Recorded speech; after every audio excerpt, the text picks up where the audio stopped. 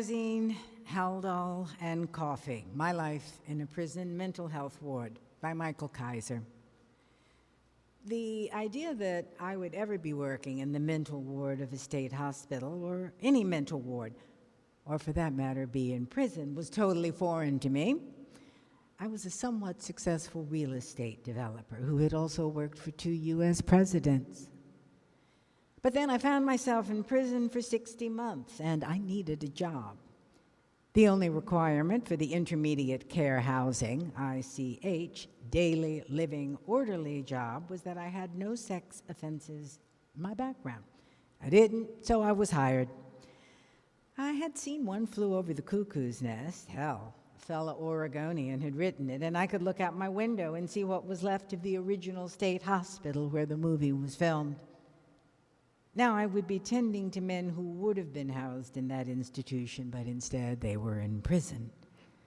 My 6 days of training consisted of learning how to properly lift a man who had fallen and helping to change adult diapers. That was it. As far as the prison was concerned, I was ready for work. I had been given more training for the volunteer work I did at a local food bank prior to prison. The first day, I half expected to meet at least one Danny DeVito or Jack Nicholson type from Cuckoo's Nest. I imagined there would be a nurse Ratched in the ward. In fact, there was no nurse at all. In this unit where every resident was deemed unfit for general population because their mental illness made them a risk, either to themselves or others, there was no medical or mental health staff in sight. For the most part, the unit setup was no different than for the general prison population. One wall lined with 38 6-by-8 cells, each with a single bed, a television encased in a metal box, I would find out why later, a toilet, and a sink. The doors were barred, not solid. What was different was that right outside the cells were 7 tables, hot water for coffee, and games. The guys had the luxury of being out of their cells twice a day for 2 hours of day room. After the officer let me in, he went back to watching whatever it was on YouTube that was engrossing him and the other officers. He nodded to the cells like I knew what to do next. I didn't, but I had to do something.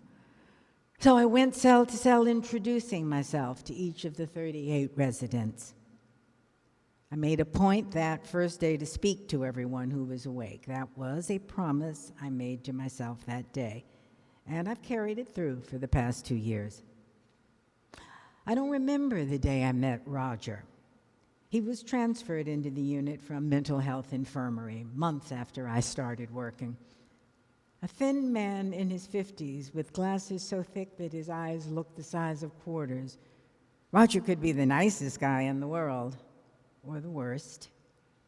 His mood revolved around a cup of tea. If he had one, all things were good. If not, watch out. I've seen him attack the first person he sees. I've seen him break a television into countless pieces. He's the reason the televisions are housed in steel boxes with protective glass covers.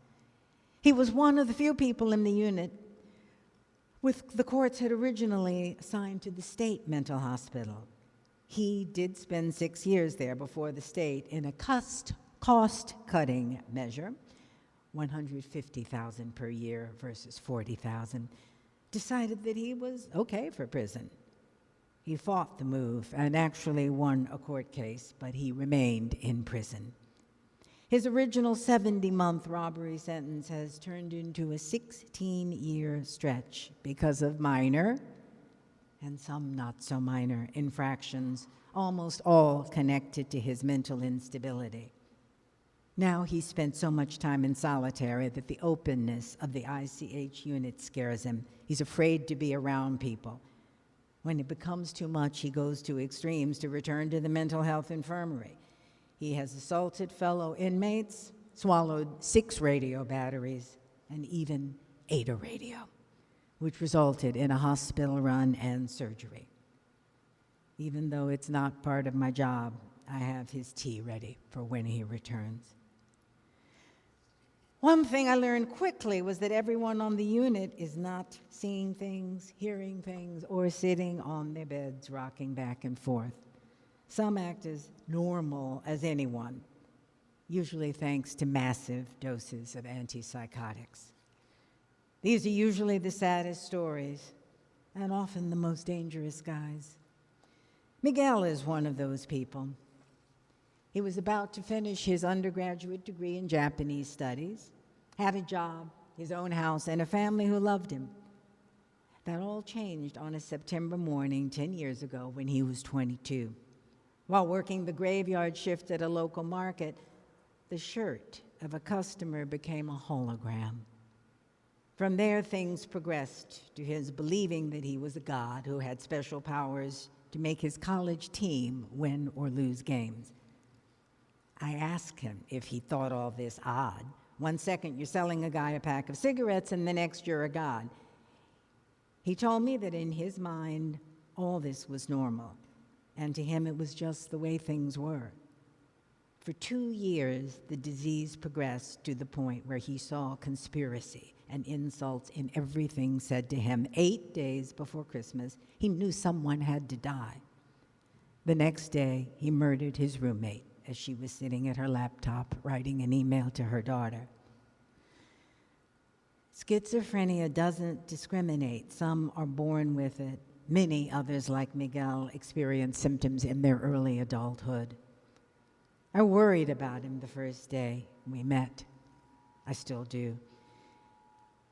His medication has stopped the symptoms, but it's allowed him to look at and relive every action he's taken. One night, months after we first met, he looked at me and asked, "Am I going to hell?" How do I answer that? One thing I knew for sure. Theological questions were not part of that week-long training. I don't lie to these guys, so I answered as honestly as I knew how. I don't know, but I hope not. I wish that I could say I told him that God forgives everything and all you have to do is ask. I didn't. If God made these guys' minds, he has to take some responsibility for them. Miguel has the possibility of leaving here after serving a 25-year sentence. He will be 49, but he's a dreamer, not a citizen. And immigration has put a deportation hold on him. He came to America at age 5. His 3 sisters are United States citizens. If he is deported, he will be alone in a country with a mental disease, and it's a country he doesn't know. It's been more than 2 years since I walked onto the ICH unit. Half the guys who were there still are. A few others have done well enough to go to general population. Some of the others have been lucky enough to go home. More than I'd like to think about have gotten worse. I've stopped asking questions of the staff. They ignored them, told me to mind my own business, or sometimes gave me truthful answers that I wish I hadn't heard. Why did Barry spend 3 years of his life in prison only to have all his charges dropped 3 weeks after his release? Why is Gene spending 5 years in prison for a crime he has no recollection of? Now that his sentence is coming to an end, the state has decided to commit him involuntarily to the state mental hospital. Why does the system work this way? A few decades ago, there were 325,000 people in mental hospitals in the United States. Today, that number is less than 50,000. Have 275,000 been cured? Or are tens of thousands of them in prison? Those with mental illnesses who might come to prison for a short sentence sometimes end up staying for decades. They don't get consistent counseling. They don't get consistent medication. They act out. In the depths of schizophrenia, seeing monsters cowering in the corner of his cell, a man spits on an officer. Punishment for an assault against staff is added to the end of his current sentence, each infraction adding more time. Why is it that officers can work in a mental health unit with no extra training? Why is it that if one of the guys has a mental breakdown after 8 p.m. or any time on Sunday, there is no mental health staff at the institution? Why was Michael allowed to die? I can't tell you the day that my work in ICH changed from being just a job. These men on the unit are friends. I look forward to seeing them each day. Maybe in some small way I'm making a difference. But it may also be that I get more out of being with them than they do by having me there. This job is helping me survive prison.